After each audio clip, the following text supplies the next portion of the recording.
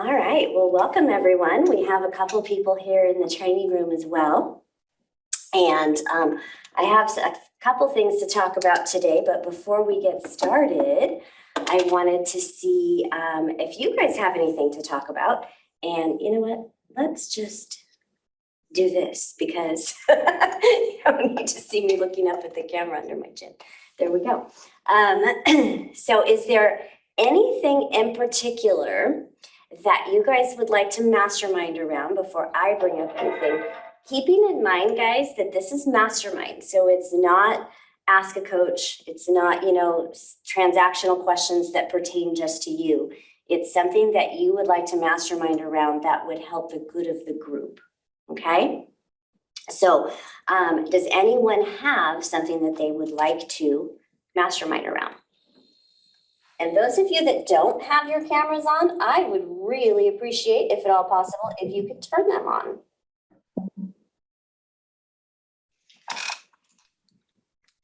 Thank you, Lance. Okay. Those of you on Zoom, don't be afraid to unmute and participate, please. I do have a question. Okay. In Command, I'm working on organizing and tagging all of my contacts and that sort of thing. I do have one that I'm trying to move along the path into opportunities. But when I do so, when I try to create an opportunity, it says that my Rainmaker has not, something about my Rainmaker has not made that possible or something. How do I do that? Do I need to switch it to the team account, I guess is what it's asking me to do? Okay, no, Lance, send me an email on that and I think we can get that fixed for you today. Okay, perfect, will do, thank you. Okay, so does anyone have a situation with appointments or any questions about how you might handle an upcoming appointment with a buyer or with a seller? Something that maybe that you're struggling with that we could all benefit from? Yeah, I've got a situation. Okay, what's yours? So let's say I'm going on like a listing appointment, but they need to do some more work to prepare the house to be listed on the market. Like, how would I go about getting them under contract? Or like, you know what I mean? Yeah, that's actually a great question, and that does come up a lot. First of all, before I say anything, does anyone want to share what they've done in that circumstance?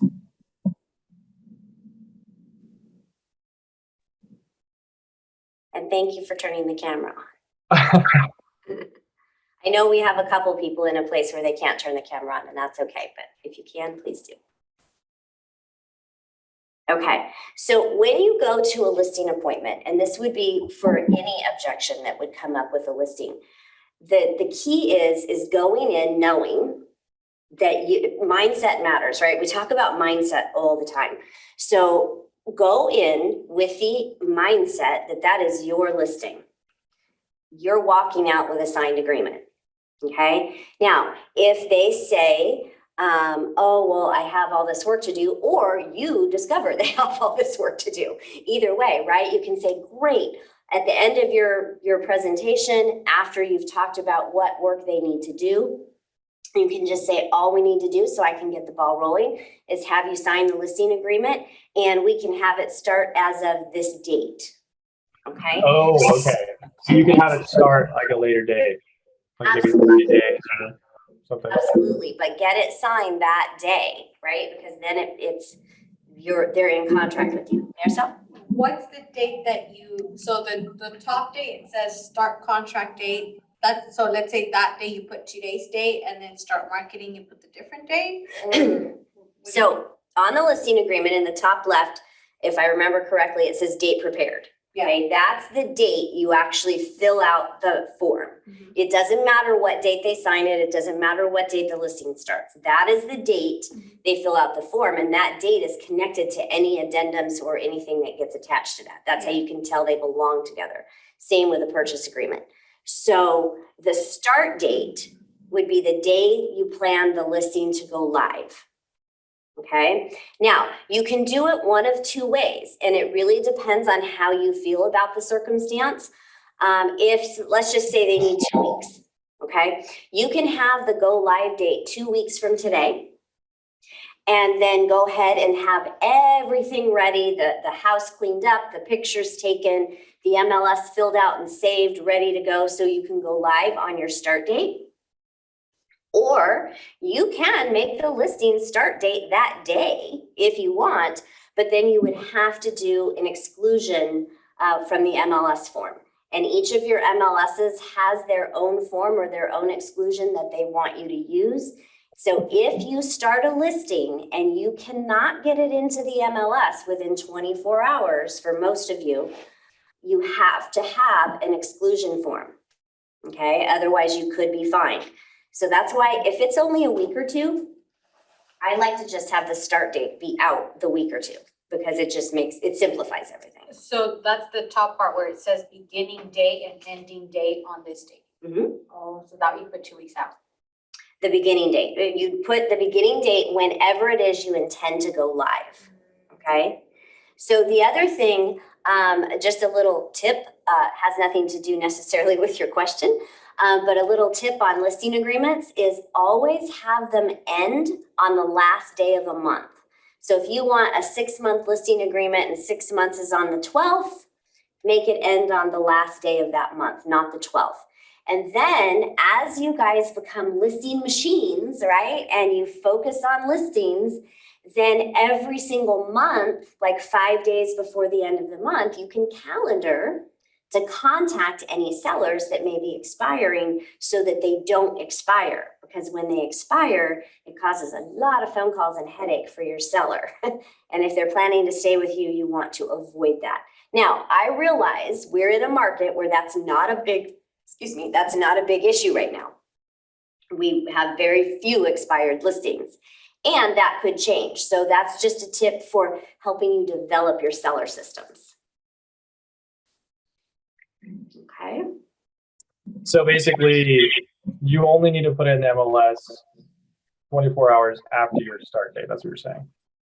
Yes, 24 hours is safe to say. I think everyone is 24 hours. I don't think there's anyone that gives you longer than that. And if you do, well, 24 hours is still safe. Right. Marissa? Yeah, because on the contract, it says seller instructs broker to market beginning on this date. So that's where I get confused, the beginning date and then marketing date. So the date is, let me pull it up. Is there a line there to put in the date? Yeah. Okay. So you can, so if you say you start it today, but you're not going to market it for 2 weeks, you could put that date in 2 weeks. But here's the thing, each MLS has their own rules about like coming soons and all of that. We're not going to talk about that here, okay? Because I don't want it, they're all different. Just make sure the best rule of thumb is whenever your listing's gonna go live, that should be your start date, because then there's no confusion. Okay, so just put it on both the top and the bottom. Okay. That is the easiest way to go about that. Now, if it's like a month out, you might want to think about that, but because of days on market, but that's really not a big deal. Okay, good question. So speaking of systems, how many have put together a solid system for buyers and for sellers? System meaning presentation or? No, system meaning from the moment somebody says, I would like to sell my house, okay, from that moment. So now, mind you, everything that we're talking about, we can apply to buyers, okay? We're gonna talk about in terms of sellers, right? Because listings are leverage. Everything said though, you know how to translate it into the buyer, okay? So from the moment a seller says, I want to sell my house, do you have a system in place so that the questions you ask, the appointments you set, the things you send them, what you take to the listing appointment, what you do once it's signed, once it's in escrow and close, is the same, no matter who you're working with? That's a system. Is there anyone that has a solid system in place? And it's okay if you don't. I'm not asking. So if you do, I'd like you to share if possible. Okay. So just to be clear, this is not a question to call anybody out, but this is something that is really important for you to do. Somebody was going to say something.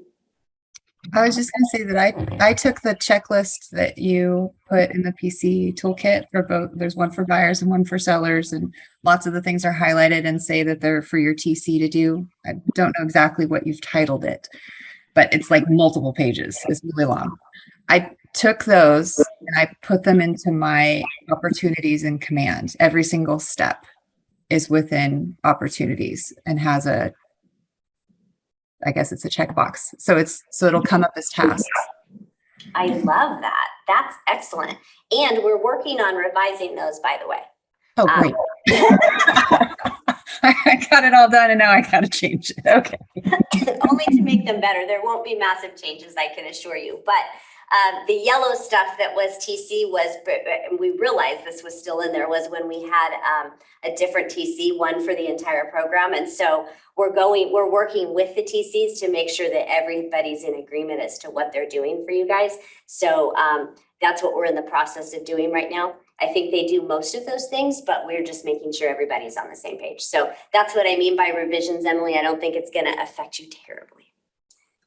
But I love that. Has anyone else used checklists in opportunities?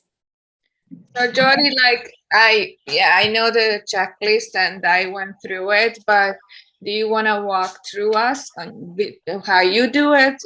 Maybe. No, that's not what we're here to do today. We're talking about how to create the systems. There is training available for that. So, and Brittany actually is the guru on the creating the checklists. So what we I should just ask her in the foundation group training. That's what you're saying?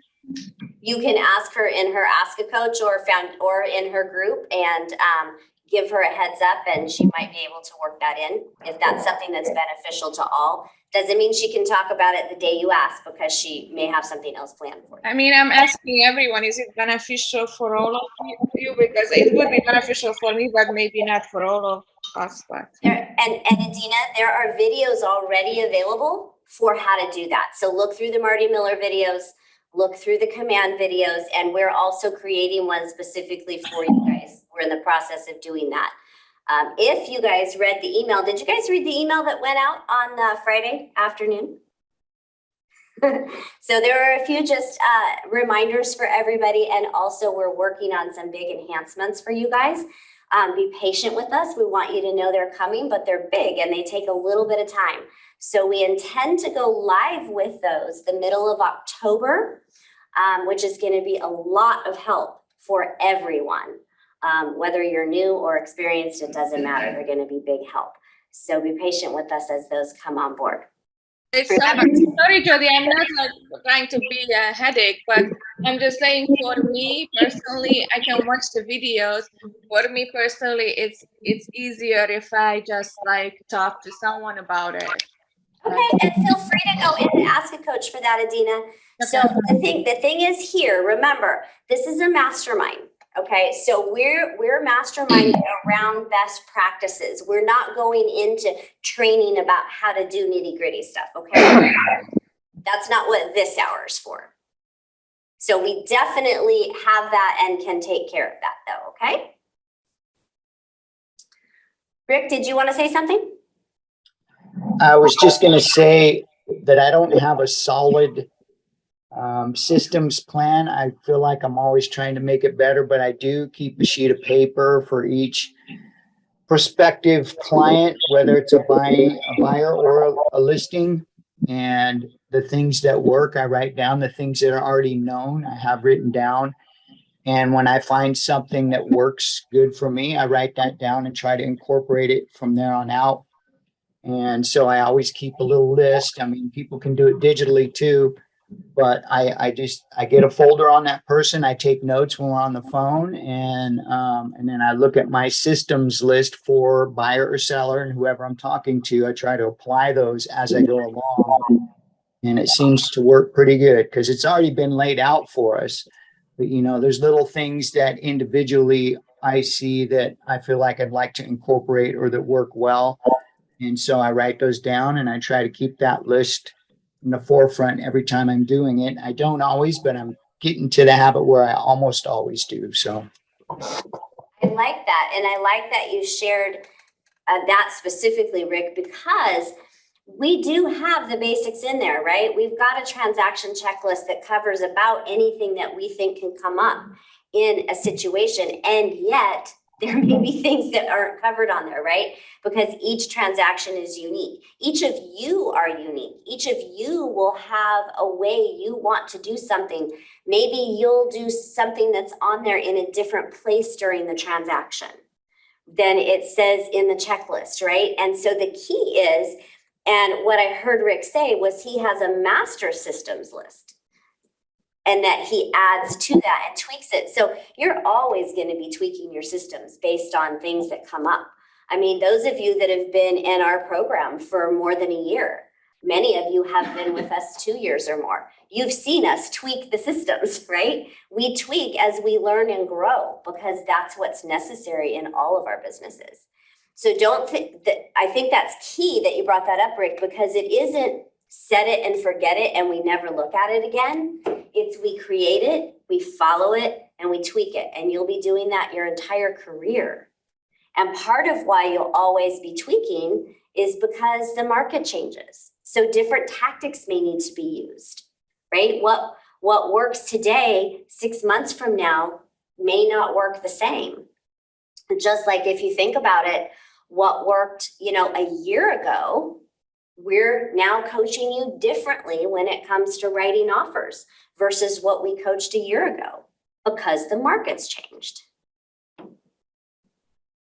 Make sense?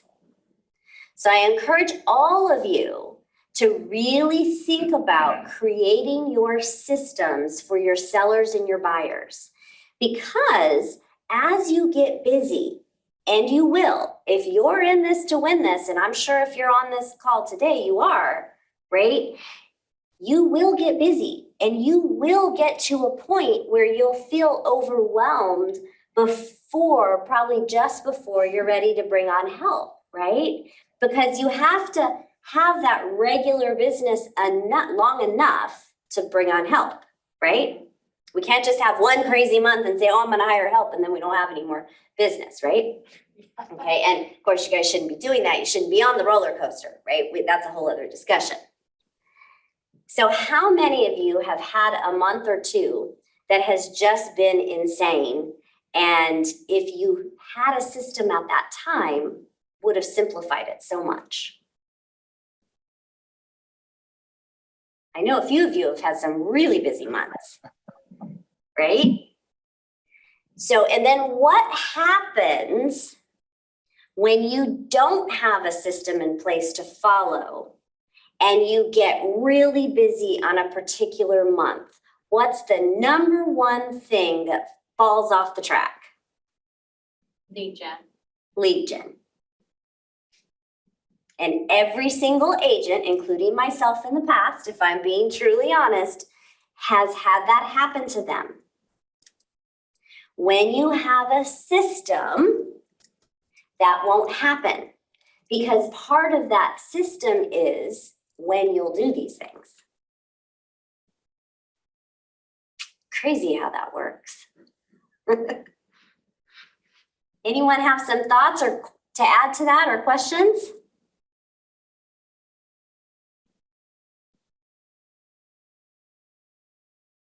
I'll add some more to it.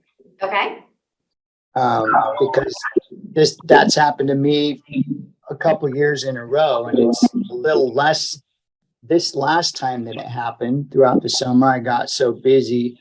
Last summer, I got so busy, like for me as a new agent, I had 4 or 5 transactions in 1 month. That was a lot for me. And all of my lead gen fell off. I had no time for it at all. And it didn't even occur to me that I should have absolutely made time for that no matter what. And I could have, now that I look back and realize that. This year, when that kind of happened, I was a little better at it. I can't say I was 100%, but I was better at it.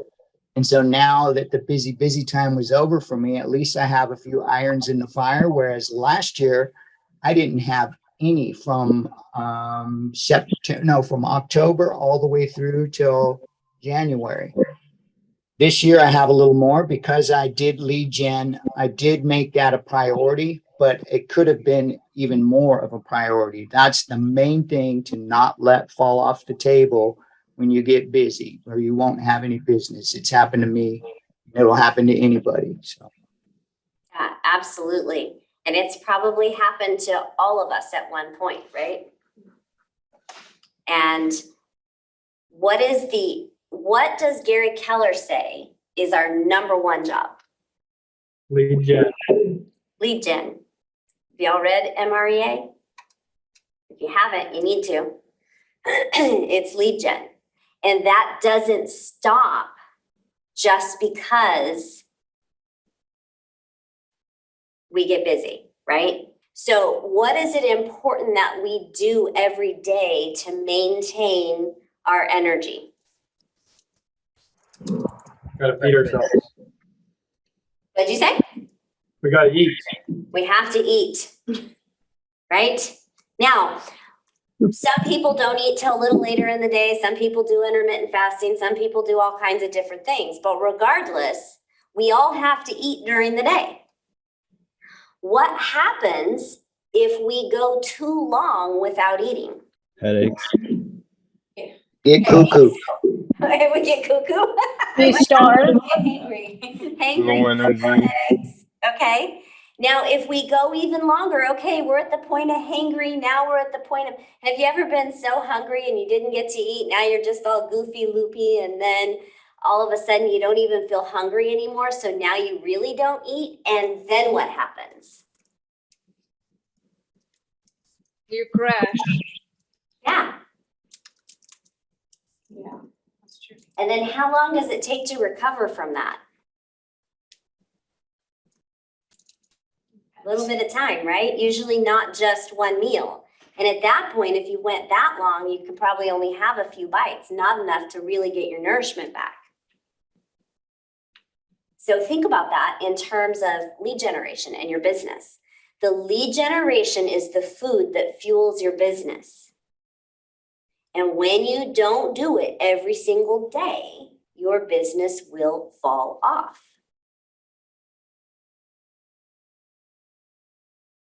And so going back into systems, some of you may be thinking, well, I haven't even done a transaction yet. Why do I have to worry about systems? Trust me. Rick, can I pick on you for a minute? Not pick on you, but your original story, right? You came into the business. May I have permission to retell this? Yeah, absolutely. Okay, so correct me if I get anything wrong here, but I'll paraphrase what I remember. So he came into the business and it took about 6 months to get anything going. And he worked really hard and had some calendar struggles, right? However, all of a sudden, he got really busy. He had several transactions in a row. And then, like he's already shared with you during those transactions, he was so focused on them, he didn't focus on lead gen. And then here we go, we got to start all over. Okay. Now, why did I ask Rick permission to share that story? Because you want all of us to learn from it and don't lose hope. It's a common story. Yeah, it's a common story, and not to lose hope. That's right, Adina. And if you're using some of that time that it takes to get that business to put systems together. When the business does come and those dominoes start falling, you won't fall into that trap. So systems aren't just for big teams with lots of people on them. Systems are for the solo agent. Systems are for a team. Systems are for a small team, a big team, a productivity program, a market center. We don't run without systems. Business doesn't work without systems. Life doesn't work without systems. Cars don't run without their systems, right? They are a key piece of our success. And it's something we probably don't talk about enough, and we all need to be working on. So I'd really like all of you this week to commit to coming up with some kind of a system for your sellers and your buyers. Now, mind you, it doesn't have to be big, huge, and fancy to start with. But think about these key things. You get that phone call, I want to sell my house. What's the first thing you do? When you set the listing appointment, what do you take with you? Your presentation. Okay, so can you guys hear her? Okay, net sheet, CMA, listing presentation. Now, if it's me, I'm gonna email or send the pre-listing presentation ahead of time. And the contract, for sure. And the contract, absolutely. But whatever it is that you're taking, maybe you take a market update, maybe you don't. Maybe for a C personality, you take a market update. For everyone else, you have it if it comes up, but you don't necessarily plan to bring it up, right? So it could depend on the person you're talking to, but these are the things you need to have at the ready if needed. Mhm. So that's part of your systems. And everyone's going to do that a little bit differently because you all work a little bit differently. Some of you want to have this big fancy listing presentation or buyer presentation because it helps you in your conversation, and that's okay if that works for you. Some of us would cringe at the thought of having to do that, and so we don't but we know what we have to say, and it's in every presentation, and we know our audience, and that's okay. It's all on how you work. There's no right or wrong. Just please don't do a 30-page listing and buyer presentation to anybody anymore, even though Command gives you that option, because there is no one on the planet that wants to sit through that, okay? Yeah. They give you all that stuff so you have choices, but please pare it down. Back in the day, that's how we did things. But, you know, in recent years, with everybody wanting things like this, people don't sit through that. But again, there's no right or wrong. It's what works for you and what works for your clients. And you'll know your client and what they need. How are you going to know what your client needs and what you need to take to that presentation? Asking qualifying questions. Exactly. Asking the qualifying questions. You get a sense of, are they detail oriented? Maybe you should take that latest market update to them. Are they quick? Do they just want to get through it? You don't have to take much of anything. Email them the CMA, email them the net sheet. Ask them if they got it. Ask them if they have any questions, right? But there are certain things you have to have at the ready for every client, no matter what. And then you can pick and choose per client what you're going to use. Then you list the property. Okay, so what's your process? You've got the listing. What do you do next? Now, I'm not necessarily asking you to say what all the steps that we do next, right? We all know we got to take the photos, put the sign up, do the marketing, put it in the MLS, all that kind of stuff. What's your process for that? What's your time frame? I know a lot of people who take a listing today and get an MLS exclusion signed for 1 week. or it'll say 1 week or sooner, whatever the date a week out or sooner is. That way, they have the listing and they have plenty of time to get pictures and get it in the MLS and all that good stuff.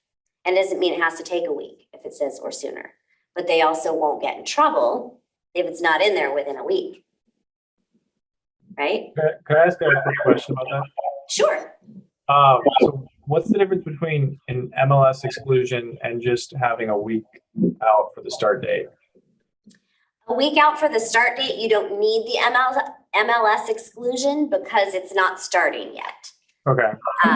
So it's really just depends how you want to do it. Everybody's different. Again, this is why we're talking about systems, right? Right. Because if you've got a system in place and you do things the same way every single time, nothing will get missed and your customer service will be superb. Okay. That's another key reason for systems. Okay, so once it's in the MLS, when do you do an open house? How many do you do? What do you do around each of those open houses? How do you invite people? How many people do you call, door knock? How long do you do the open house? These are all things that you want to know ahead of time and plan for. And if you do everything systematically for the sellers the same way, you become known as the expert seller, right? The expert list agent. You become known as the listing agent who works hard for their sellers. And guess what? When you have these systems in place, guess what objection will you not get as often? What objection is very common, or should I say, what objection are you the most afraid of getting? Lack of experience? Oh, okay. If you have these systems in place, though, are you going to look like you have a lack of experience? Well, no, probably not. I was just saying that's probably what I would expect personally. Okay. I really actually kind of love, there you go, commission. I really actually love that nobody just blurted that out, because maybe that means you guys just aren't that afraid of it, which is a good thing. Maybe we talk about that a lot, or maybe you just didn't want to say, I don't know. But when you have systems that show your value, you can take your system sheet to a seller and say, this is everything that I'm going to do for you. You can send it in your pre-listing package. This is everything I'm going to do for you. Right? You create the value, and where there's value, money doesn't become a question. Money only becomes a question in the absence of value. So again, going back into systems and why systems are so important. Now let's take this system a little bit farther, okay? So we get we negotiate for our clients, we get the house into escrow, we close escrow, okay? And you're probably gonna have systems during the escrow process. When is it that you ask for referrals? We always ask for referrals at the high point of the transaction, right? Yay, we opened escrow today. Yay, the appraisal came in at value. Yay, we got the cleared close, right? The high points in the transaction, we're asking for referrals. What about once the transaction closes? Do you have a system in place for that? What are some of the things that you would want to have systematized after close of escrow? Keep in touch with the people, the clients, and follow up with them like once in a month. Yeah, you want to have them on a touch system for sure. You want to follow up with them. If you have a seller, where they moved to, how are they doing in their new home, right? We want to create clients for life, not, forever. Yeah, we don't want to just close them and forget them. And the statistics around that are huge. I don't know the most recent one, but the most recent one in my head is from about 3 or 4 years ago. I think it's 83% of people say they would use their agent again but only 11%, it's 11 or 14% actually do. In the meeting we had with Troy, he said that 11%, or CB said 11% of previous sellers or buyers remember their agents. That's it. Mm-hmm. And why is that? Is that a lack of loyalty on their part? Follow up. Yep, it's a lack of follow-up on our part. So we've got to follow up. Don't forget to set them up on the home anniversary, smart plan and command. Set them up on the neighborhood nurture for their new neighborhood. It doesn't matter if they're not going to move for 10 or 20 years. They still want to know what's going on in their neighborhood. You want to be top of mind because their coworker next week might need to buy or sell a house. Their coworker 2 years from now might need to buy or sell a house, even if they're not moving.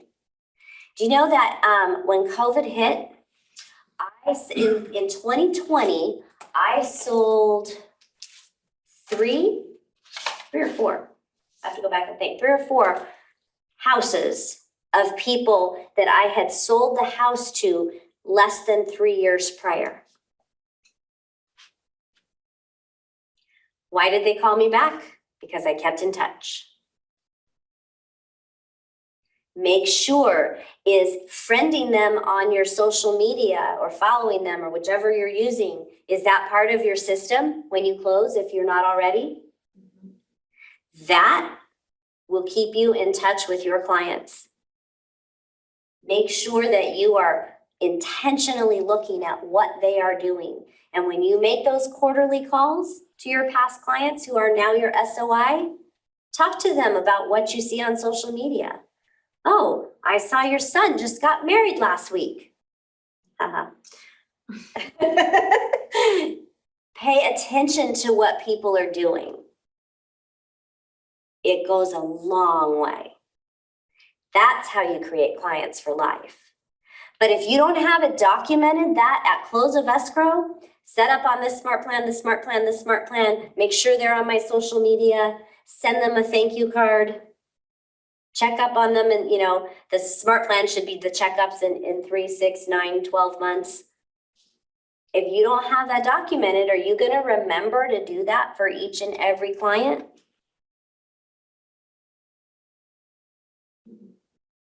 I guarantee you won't, even if you think you will. So document your systems. It is one of the single best things you can do to help. Oh, thanks, Rick.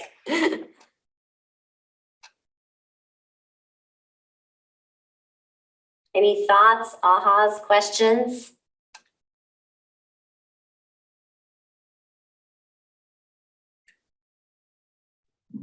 I think it's great that you touched on lead gen so much. It's easy to get that, let that fall through the cracks. For me, even when I got a first buyer, I thought, oh gosh, I want to be on top of every single bit of communication.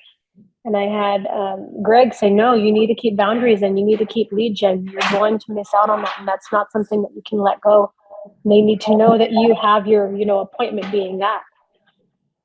Absolutely. Thanks for sharing that. And that's a really good point, because if you were in a listing appointment from 9 to 11 every day, if you had a listing appointment every day and that buyer called you with a question, would you not go to your listing appointment?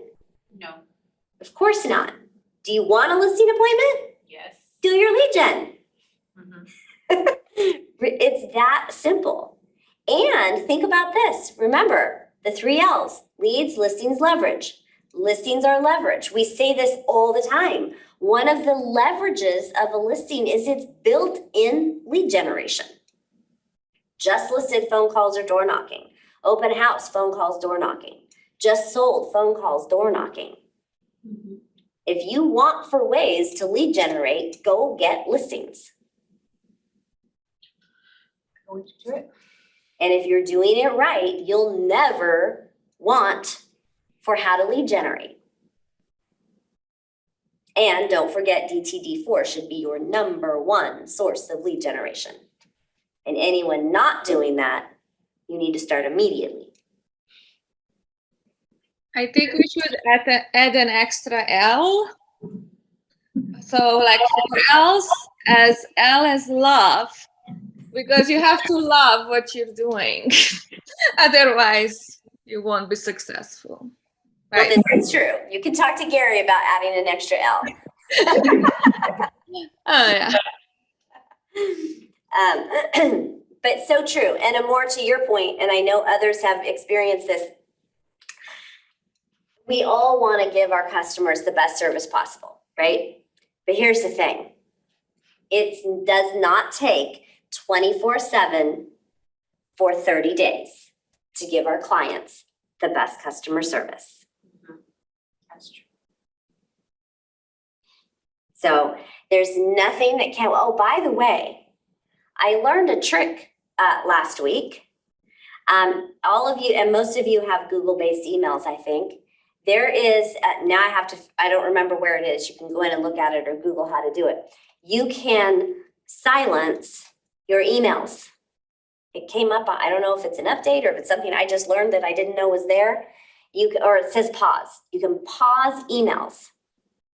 So I Googled this, and if I pause my email, will I get it all when I unpause? And the answer is yes. So those of you that have a hard time not checking your email, when you start your lead gen, go in and hit pause. And don't unpause until you're done. So hopefully that'll help cut down on some distractions. And how many times have we said from 9 to 11, somebody sends an email, you're lead genning, you see an email come in, you hang up the phone, you look at it, oh my gosh, this has to get taken care of right away. The lender's asking for this. So now you start trying to track that down, figure it out, get it to the lender, and before you know it, the day is gone, lead gen time's over, you got to go on about your day, and you just lost the opportunity for more leads. When, in reality, had you ignored the email, 9 times out of 10, when you look at it after lead gen, somebody else copied on that email, took care of it for you. Mhm. Think about how many people are copied in a transaction. Yep, that's true. For me, when I do lead generation and we have to do the 10-5-1, right? And social media, this is what distracts me, because I got lost in social media because I love social media. So then, okay, I have to make some calls. But then I get into like conversations back and forth on social media with people. Well, and that's easy to do. And so that's why when we have our lead gen time, we have to make sure that we are focusing on our sphere, right? Not the cute, silly cat videos that pop up because, you start going down the cat hole or the rabbit hole. Or You're the problem. You have these cute cats. I keep liking those videos and pictures what you put on. So well, that's okay when it's not lead gen time, right? But when it's lead gen time, you need to focus on your sphere, right? So your sphere, the people that you want to do business with or who may do business with you, those are the people you're commenting on and liking, right? So make sure and stay focused on that. You can put people into groups on Facebook and then you can look at only certain groups. So it's part of it takes discipline on our part because going down those rabbit holes can be very dangerous.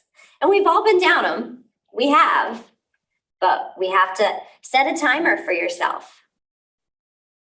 If you go on Facebook to do your 10-5-1, or I prefer 10-10-5, go on Facebook, set a timer, 15, 20 minutes. When the timer goes off, you're done. But make sure that in that time you have accomplished the 10-5-1 or the 10-10-5. Whatever trick you have to do with yourself. Jodi, Yes.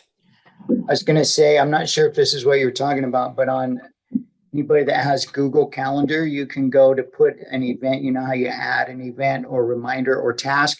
You can also add focus time right over a different event, such as lead generation, and it will block you from getting bugged by emails until it's over. I did not know that. That's awesome. Thank you. How did you do? Okay, so do we know how to do this? Yeah, you just go like you're going to add a reminder on your Google Calendar. And when it pops up the list of to do a task or reminder or event, you're going to see focus time and click on that. Cool. Super easy. Thank you for sharing that. So look for that the next time you put in your, yeah. And if you can't find it, Google it. I'm sure there's a video for that or a walkthrough list for that. When I introduce to everyone what I use, I love my time block. I got it from Amazon. And you can have 60 minutes, 30 minutes, 15 minutes, 5 minutes. I use this one for breaks. Like I put my break in. So it's like, I usually like to do 30 minutes break. It's not like a Pomodoro technique, but yeah, I kind of, use this time block. Awesome. All right. Well, good discussion today. Was it helpful to talk about systems? Yeah. I mean, I know we've talked about them, some of you, we've talked about it before, but here's the thing. I was originally going to talk about something else today, and then the conversation went really well into this, and so I'm glad that we stuck with it. It's so important that we stay learning based, right? No matter how long you're in this business, you will always be learning, always. Okay. I've been in this business 25 years and I still learn things all the time. Matter of fact, 25 years this month. And I'm always learning things. And that's how we grow, right? That's how we continue to build our business. That's how we stay relevant. That's how we keep up with the changing markets. We don't have to be afraid of a changing market. We just have to learn how to work within it, right? But staying learning based also means if you're going to choose to go to a training class, go with the intent to get something out of it that you are going to apply to your business. Because if you're just going to spend time in classes all day and you're not going to apply anything in your business, you're wasting your time. You're absolutely wasting your time. And so ask yourself before going to any class, right? Now, you know the ones that we think are important. This one, your group coaching, Brian's Mastermind, contracts, if you're not really versed in your contracts. Those are important classes. And as you grow in your business, other classes will come up. KW offers a plethora of classes. You could literally be in training from the time you wake up to the time you go to bed. But that's not reasonable, right?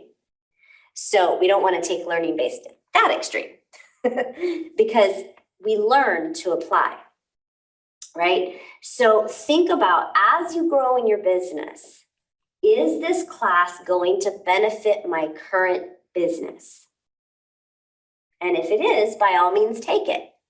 But if it has nothing to do with your goals in the moment, don't waste your time. Do the things that are going to move your business forward. I remember, I don't know if anybody on this call was in Gene Rivers' I think, did he just do it? I've seen him like 3 times recently. I think he did it during Quantum Leap. But just recently, he talked about somebody who kept coming to his listing clinic. And because once you've taken a class from Gene Rivers, you just fall in love. And there's he's one of, in my opinion, the best trainers this company has. And I really do strive to take a lot of his classes, but not at the expense of not learning and applying, right? And he had an agent that had taken his class like a month or so prior, and it was a listing clinic. And he was back in the listing clinic, and he's like, "What are you doing here?" "Oh, I got so much out of it last time. It's just so good. I had to see it again." "Well, what did you do since the last listing clinic?" He hadn't done anything. Oh my goodness. He kicked him out. He said, "Go apply what you learned." Because at that point, he was wasting his time.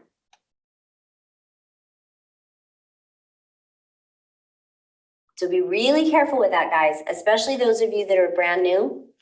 I know not everyone on this call is brand new, but we all can fall into, oh, if I take this, I won't have to do this. Or if I take this, I won't have to make my calls. Or I won't have to follow up. Or, oh, because I'm doing something productive. I'm in a class.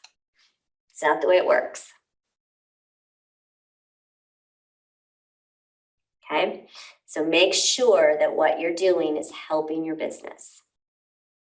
All righty, I need these to see what time it is. Oh, it's already 12:24. All right, before we head out, any last thoughts or ahas?